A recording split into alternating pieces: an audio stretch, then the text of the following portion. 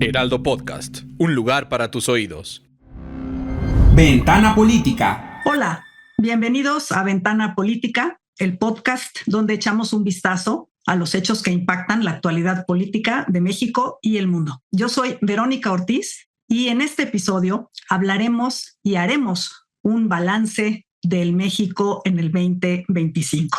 Un año marcado por la consolidación de un nuevo gobierno en México, así como un nuevo gobierno en Estados Unidos, y al mismo tiempo tensiones institucionales y profundas discusiones sobre el rumbo del país. En estos meses hemos visto cómo se han replanteado las relaciones entre poderes, cómo la inseguridad y la violencia siguen poniendo a prueba a las autoridades y cómo temas como la economía, la justicia, el desarrollo social o la relación con Estados Unidos han dominado la agenda pública. Para hablar de este tema me acompaña el maestro Alfonso Zárate, académico, actor político, exfuncionario público y fundador y presidente del Grupo Consultor Interdisciplinario GCI, y además una figura muy importante de los medios de comunicación, siempre haciendo un impecable análisis sobre la situación de México y en su perspectiva con el resto del mundo. Querido maestro Alfonso Zárate, gracias por aceptar nuestra invitación y estar en Ventana Política.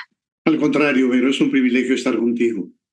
Muchas gracias y pues déjame empezar preguntándote así en general, ¿cómo cierra este 2025? Yo decía al inicio, pues ya está enmarcado en el primer año de la administración de la presidenta Claudia Sheinbaum y también en el primer año, que todavía ni siquiera se cumple, de una administración en Estados Unidos. Pero, ¿cómo calificarías y qué destacarías en todo caso de este año en México? Para mí, en primer lugar, es importante recordar la manera en que hace unos días se hizo una enorme celebración en el Zócalo de la Ciudad de México para conmemorar no el primer año de la presidenta Claudia Sheinbaum, sino 7 años de la Cuarta Transformación. Creo que ese solo dato nos da una descripción muy nítida de que este gobierno no se asume con personalidad propia, sino muy por el contrario, es el corolario de ese proyecto que inició muchos años atrás Andrés Manuel López Obrador y del cual Claudia Sheinbaum es meramente la continuadora. Así que un primer rasgo sería la falta de una personalidad propia por parte de esta administración que se asume sin ningún rubor como la continuidad de ese proyecto que ellos llaman Cuarta Transformación. Correcto, y fíjate que exactamente creo que marcas un tema muy importante porque en palabras del propio movimiento, es decir, estamos en el 7º año del movimiento de la Cuarta Transformación. Y sin embargo, creo que hay señales o pinceladas de que también podríamos estar en el inicio de otro tipo de mandato. La presidenta Sheinbaum evidentemente se siente y se asume como continuadora del proyecto de Andrés Manuel López Obrador, pero déjame empezar por un tema en el que creo que pues no está siguiendo el script, que es en el de seguridad pública. Y creo que ahí hay temas a destacar. Y una diferente manera de entender cómo alcanzar, en todo caso, niveles de menos violencia o cómo se combate al crimen organizado imperante. No sé cómo lo veas tú, pero ahí me parece que podría estar el inicio de el estilo personal de gobernar de Claudia Sheinbaum. Coincido, pero yo creo que si hay un capítulo del ejercicio de gobierno en donde haya una clara distancia, diría yo incluso una ruptura con la política de Andrés Manuel López Obrador, ese sería el capítulo de la seguridad. Me parece indispensable como ingrediente de contexto el insistir en que la mejor traducción de la estrategia López Obradorista en materia de seguridad pública la ofrece esa frase de abrazos, no balazos. Los argumentos para esto, decía él, que no se combate el fuego con el fuego, pero yo creo que no entendió esa responsabilidad total de lo que Max Weber decía, el monopolio de la violencia legítima que corresponde al Estado. Por ¿Cuál supuesto. fue el efecto de esta decisión? El efecto más claro fue empoderar a las organizaciones criminales y generar un avance que ha implicado que en algún momento el jefe del Comando Norte de Estados Unidos afirmara que aproximadamente un tercio del territorio nacional está mandado por los criminales. Así que lo que hereda Claudia Sheinbaum es, digamos, un estado de descomposición en materia de seguridad pública que es prácticamente imposible de conducir a menos que hubiera un quiebre importante. Y creo que en ese quiebre influye también de manera muy importante Donald Trump, que se hace eco de estos señalamientos, que dice que de alguna manera el gobierno le tiene miedo a los narcos, y entonces Claudia Sheinbaum designa como su secretario de Seguridad Pública a Omar García Harfuch. Hay que recordar que García Harfuch se forma en la escuela de García Luna, de Genaro García Luna. Sí, correcto.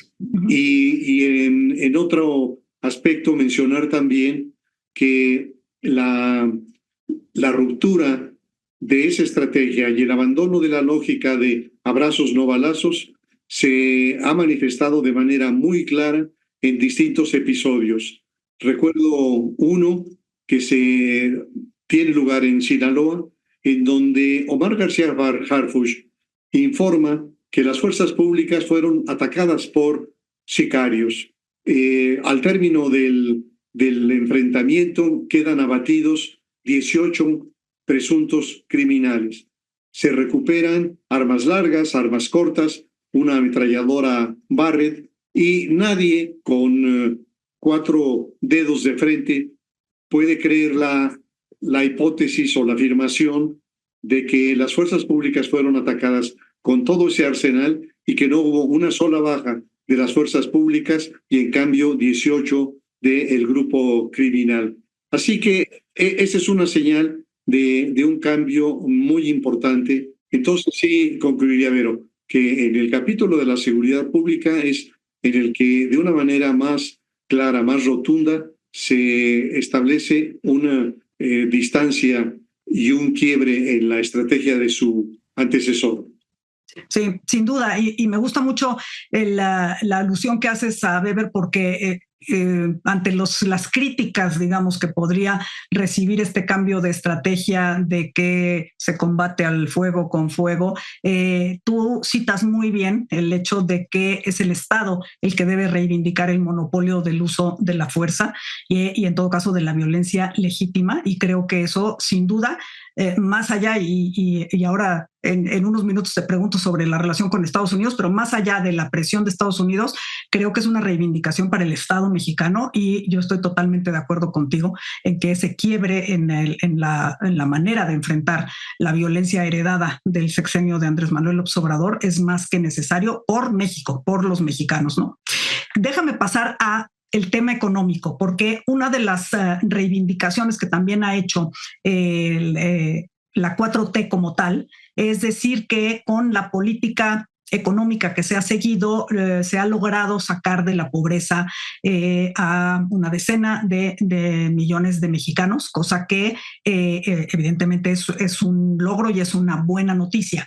Pero ¿qué tan, qué tan duradero es esto cuando estamos hablando de una política económica que sigue más bien fundamentada en el tema de los programas sociales y no tanto en la necesidad justo de crecer para que ese pastel, ¿no?, de la productividad en México pues siga pudiendo alcanzar a más personas? ¿Cómo ves el tema de la política económica, bueno, que va muy ligada a la política social este año en México? Creo, en efecto, que en materia económica, el entonces presidente López Obrador ofreció un crecimiento promedio en su sexenio del 4% por cada año. Así que tu planteamiento, Vero, me parece muy relevante, porque reconociendo la importancia de que 13,5 millones hayan salido de la pobreza gracias a las políticas sociales del gobierno.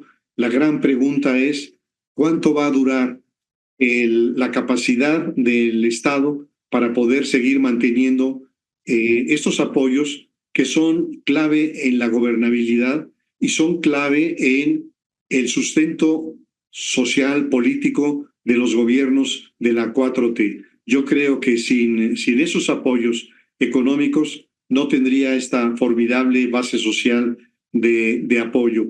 Así que algunos estudiosos, pienso por ejemplo en Diego Valadez, han señalado que el riesgo ahora es que se vaya sobre las reservas del Banco de México. Claro, esto implicaría una reforma constitucional y reformas legales, pero en este momento y gracias a múltiples ardides, la 4T dispone de las mayorías calificadas que le permitirían reformar la Constitución. Así que yo diría, en materia de política económica, no están dadas las condiciones para promover una inversión.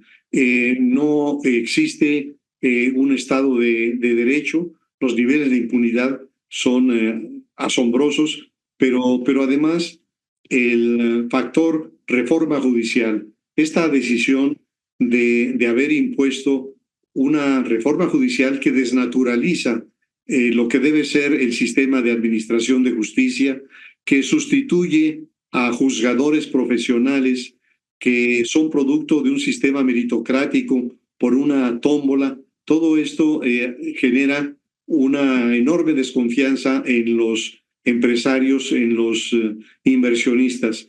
Así que yo vería que, digamos, en este tema de política económica, política social, es en donde se observan vulnerabilidades muy sensibles para este gobierno. Claro, no sé si el hecho ahora que mencionas a la iniciativa privada, creo que otro de los mensajes quizás sutiles, pero de diferencia con el sexenio anterior, es que en el sector privado he oído el tema de que ahora nos escuchan. Ahora aparentemente hay una apertura que me parece lógica porque el gobierno sabe que si no hay inversión no hay manera de crecer y entonces pues de alguna manera incluso se reactivó o se volvió a hablar de estas inversiones ahora que se llaman proyectos mixtos, que era un poquito de estas asociaciones público-privadas, pero estoy de acuerdo contigo que mientras ese discurso no vaya acompañado de certezas para la inversión, ¿no? de un clima de certeza jurídica que no se abona con el tema por ejemplo, de la reforma judicial, etcétera. Pero ¿cómo conciliar esta idea del gobierno de decir sí tenemos que crecer, tenemos que atraer la inversión con lo que seguimos viendo de esta parte justo de erosión institucional? ¿Cómo tú ves alguna forma en la que también pudiera deslindarse esta administración o poco a poco revertir ese daño institucional que se creó? Yo creo que la presidenta Sheinbaum tuvo la oportunidad de marcar una distancia y de, por ejemplo, posponer lo que venía en curso, que era la gran reforma judicial. Sí. Y no solamente no lo hizo, sino que le dio continuidad y concreción. Y a mí me parece que es importante analizar el papel de los organismos representativos o supuestamente representativos del sector empresarial.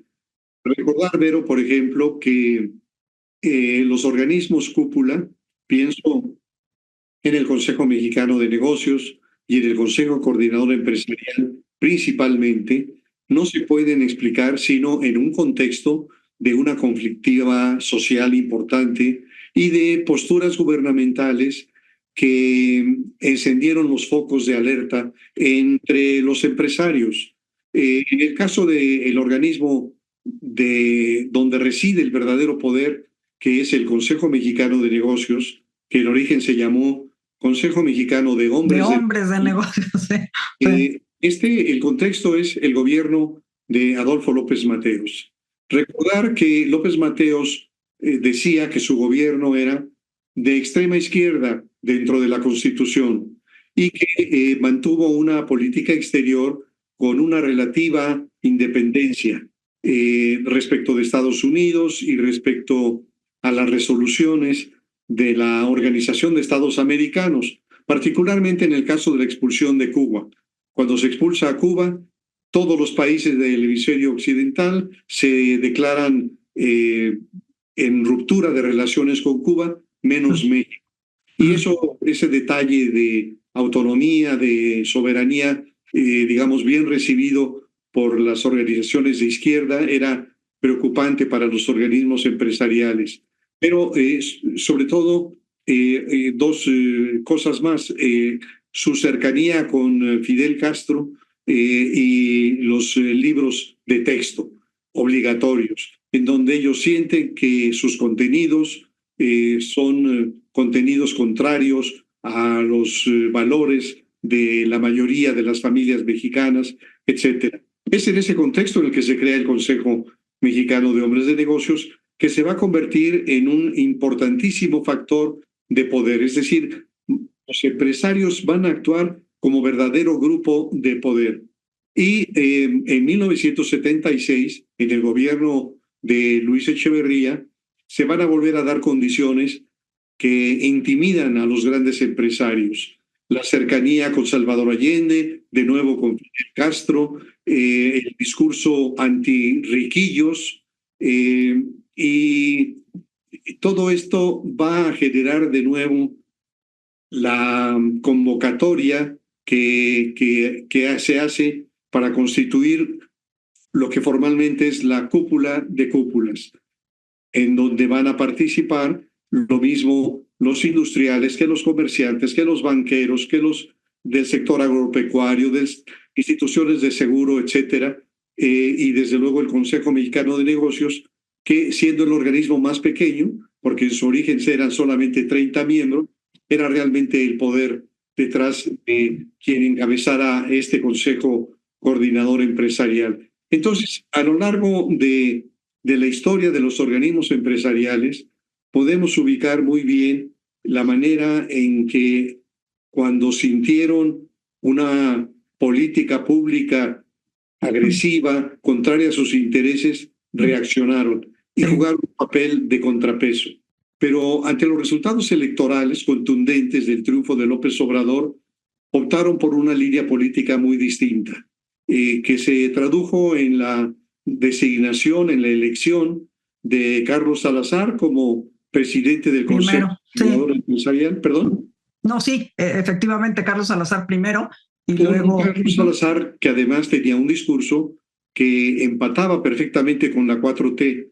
Decía, por ejemplo, que los empresarios no sentían las necesidades del personal, de los trabajadores, que tenían un nivel de vida que contrastaba con la de los miembros de su personal. Y ahí me parece que Salazar se equivocaba, porque estaba hablando de los magnates, pero el sector empresarial en lo fundamental está formado por medianas y pequeñas, claro. Que son esas en donde... Son las que dan la mayor parte del empleo. Así es, pero y además, digamos, esos son los empresarios que se levantan muy temprano a trabajar, que a lo mejor tienen en su taller mecánico 4 o 5 personas que dependen de ellos, o en la tortillería o en la tintorería, y que no están representados y que su voz no es escuchada por estos organismos. ¿Qué es lo que yo percibo? Pienso, por ejemplo, en el tema de la seguridad pública, las extorsiones a los negocios, el bloqueo de las carreteras que afectaron a empresas muy importantes, millones de pesos, y frente a los cuales el Consejo Coordinador Empresarial mantuvo el silencio. Entonces, ahí también es posible que haya un cambio en la medida en que Claudia Sheinbaum se convenza de que las minorías no deben ser aplastadas, sino también escuchadas, porque en ocasiones las minorías también tienen razones y en ocasiones las mayorías están equivocadas. Así es, totalmente, Alfonso, y creo que es una muy, muy buena manera de resumir, y creo que, o por lo menos lo que estamos viendo y lo que decíamos justamente tanto en materia de seguridad como en materia de política económica, que puede haber una apertura hacia escuchar efectivamente más allá. Creo que el verdadero contrapeso que pueden ser finalmente los empresarios con sus inversiones, creo que se ve una disposición de escucharlos más. La presidenta efectivamente recibió ya a José Medina Mora, y creo que podría ser también uno de los aspectos en los cuales empezar a asumir pues sí, una cierta distancia de lo que fueron los 6 años anteriores, y una reivindicación del papel que se necesita de los inversionistas. Y creo que a lo mejor con eso podríamos abrigar un mejor 2026 en términos justamente de equilibrios y de perspectivas de crecimiento para que México retome el rumbo. Querido Alfonso, así es, ojalá que así sea, y evidentemente con los mejores deseos para ti y para todos los que nos escuchan en este cierre de año, que seguiremos platicando el año que entra, porque esto justamente apenas es un balance de estos primeros meses, pero creo que toda la relación, por ejemplo, con Estados Unidos, la renegociación o la revisión del TEMEC, todavía nos van a dar muchos temas sobre los cuales te estaremos buscando para conocer tu opinión. Será un gusto, Vero, y te dejo un abrazo y los mejores deseos para el año que entra, para ti y para la audiencia. Igualmente, muchas gracias, y yo a toda la audiencia los invito a seguir evidentemente los escritos y las participaciones de Alfonso Zárate, y a seguirnos en nuestras redes sociales. Las cuentas en X, antes Twitter, de Alfonso Zárate es @Alfonso Zárate, y la mía @Verónica Ortizó. Ahí esperamos sus preguntas, sugerencias, comentarios, y también los invito a que sigan las redes sociales del Heraldo Podcast, y sobre todo a sintonizarnos cada miércoles con un nuevo episodio de Ventana Política a través de la plataforma de streaming de su preferencia. Hasta la próxima. Heraldo Podcast, un lugar para tus oídos.